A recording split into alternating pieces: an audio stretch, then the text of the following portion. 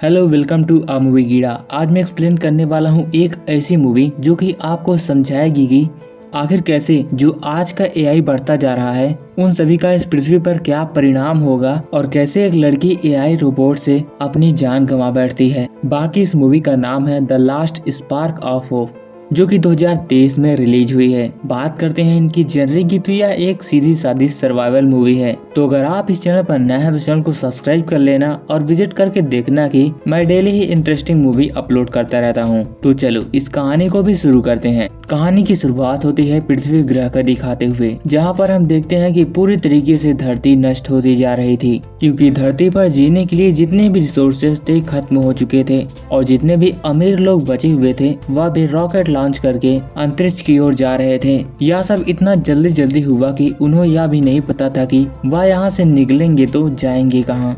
ऐसे में ऊपर जाते समय कई सारे रॉकेट्स तबाह हो जाते हैं, जिससे कि कई सारे लोग तो रास्ते में ही मारे जाते हैं और जो लोग धरती पर बचे हैं वो भी खत्म होते जा रहे हैं। बाकी इन्हीं सब के बीच सरवाइव कर रही है हमारी इस कहानी की हीरोइन, जिसका नाम एवा है। वह अकेले नहीं है बल्कि उसका एक आर्टिफिशियल रोबोट है। अभी वह पहाड़ों के ऊपर बने एक मिलिट्री बेस में रह रही है, क्योंकि उसके फादर मिलिट्री में जवान थे और उन्होंने कहा था कि तुम यहीं पर रहना, मैं वापस आऊंगा। लेकिन अब तक 2 साल हो गए, वह आज तक वापस नहीं आए और एवा के रोबोट को उन्होंने ही बनाया था। यह रोबोट ईवा की सिक्योरिटी के लिए था, ताकि उसे कोई नुकसान न पहुंचा सके। जब ईवा घर के अंदर होती तो वह रोबोट घर के बाहर पहरेदारी किया करता था। रोबोट के अंदर ऐसी प्रोग्रामिंग की गई थी कि ईवा जहां भी जाती थी वह रोबोट उसके लिए एक सजेशन दिया करता था कि तुम पहाड़ी के नीचे का पानी मत पीना और ऑक्सीजन मास्क को हमेशा लगाए रखना। जब ईवा पहाड़ी से अपनी गाड़ी से नीचे आती है तब हम देखते हैं कि वह दुनिया पूरी तरीके से तबाह हो चुकी थी, जहाँ का पूरा माहौल तहस नहस हो चुका था। इसी के बीच ईवा एक सुपरमार्केट में प्रवेश करती है ताकि उसे खाने का कुछ सामान मिल सके।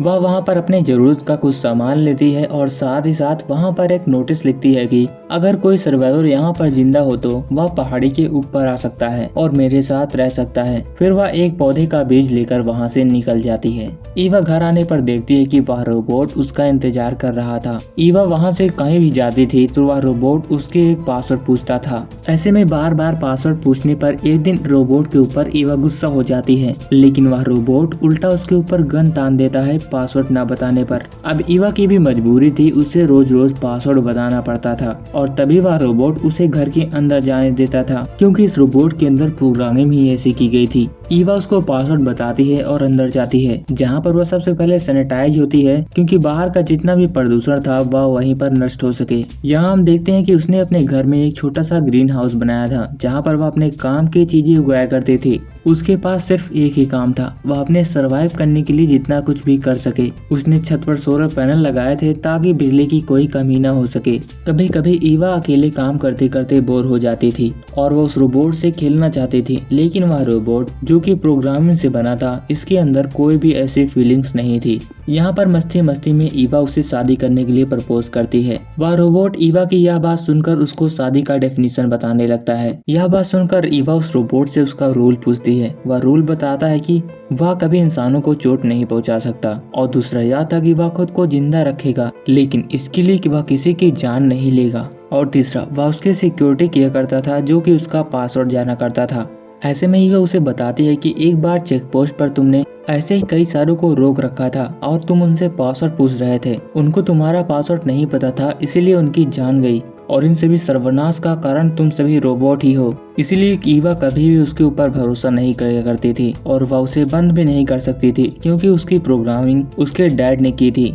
खैर वहाँ पर ठंडी का मौसम आ चुका था, लेकिन गर्मी अपने चरम पर थी। ईवा उस रोबोट से पूछती है कि तुम्हें क्रिसमस पर क्या चाहिए, जिस पर वह रोबोट बताता है कि वह एक रोबोट है, उसे गिफ्ट की कोई जरूरत नहीं। ईवा भी बार बार अपना माथा पीट रही थी, क्योंकि वह एक रोबोट के साथ ही तो रह रही थी, जिसके अंदर ना ही कोई फीलिंग थी ना ही कोई ह्यूमन टच। अगली सुबह ईवा आर्टिफिशियल ट्री लेने के लिए घर के बाहर जाती है, क्योंकि वहाँ पर कोई जिंदा हरा भरा पेड़ नहीं था। जब वह फिर से अपनी गाड़ी लेकर नीचे जाने वाली थी, फिर से वह रोबोट उसे वही इंस्ट्रक्शन देता है कि वहाँ का पानी मत पीना और साथ ही साथ ऑक्सीजन मास्क हमेशा लगाए रखना। ईवा अपना सामान लेकर वापस फिर से घर आती है। वह रोबोट उससे एक बार फिर से पासवर्ड पूछता है। पासवर्ड बताने पर भी ईवा को वह रोबोट अंदर नहीं जाने देता और उसके ऊपर गन तान देता है, क्योंकि उसका पासवर्ड हमेशा 1 हफ्ते में रिन्यूअल हुआ करता था और उसका हर पासवर्ड उसके डैड की डायरी में लिखा हुआ था और ईवा ने उसका पासवर्ड नहीं देखा था। यही उसकी गलती थी और वह रोबोट उसको घर के अंदर भी नहीं जाने देता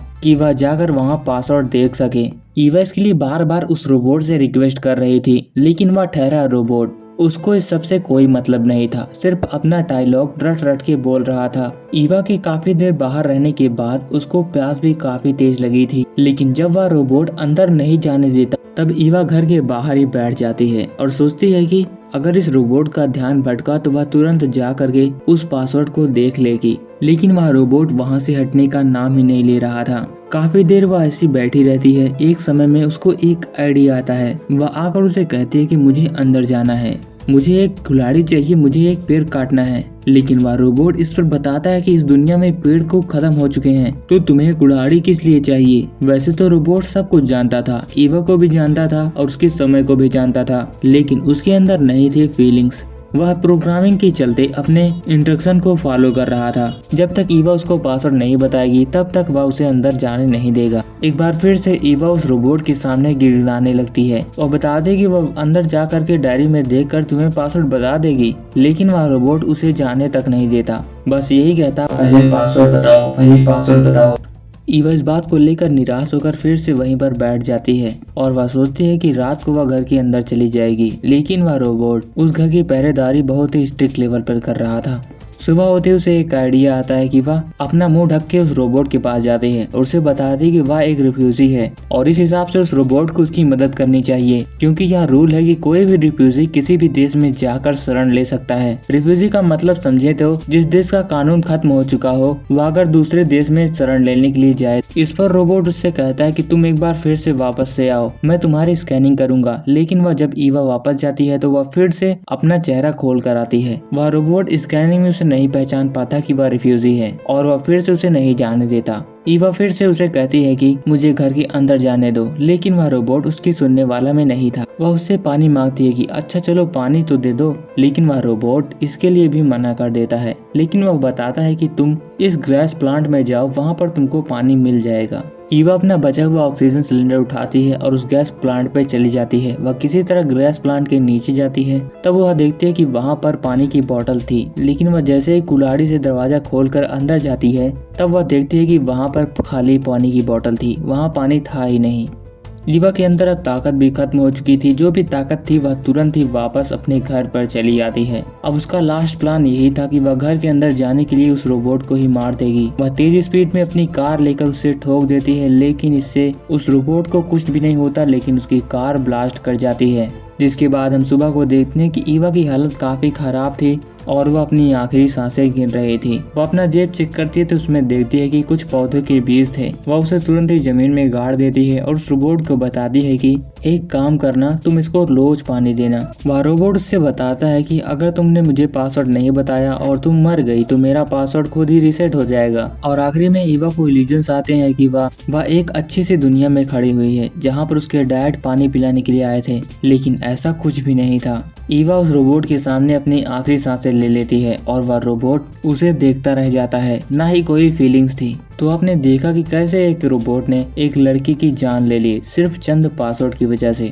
बाकी उम्मीद करता हूँ कि आपको यह मूवी पसंद आई होगी। तो मूवी पसंद आई हो तो वीडियो को लाइक कीजिएगा, चैनल को सब्सक्राइब कीजिएगा। मिलते हैं किसी नेक्स्ट वीडियो में, तब तक के लिए बाय बाय।